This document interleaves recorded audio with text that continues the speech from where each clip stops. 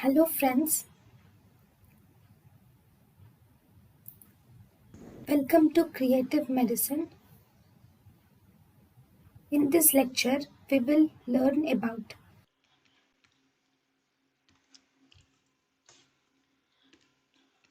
Now we have optic canal or optic foramen.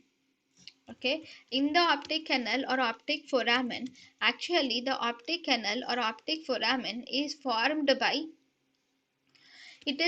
by the lesser wing of sphenoid at the orbital apex. It is formed by lesser wing of sphenoid at orbital apex.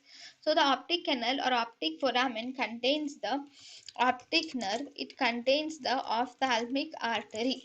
So this is the optic canal which contains the optic nerve and it contains the ophthalmic artery.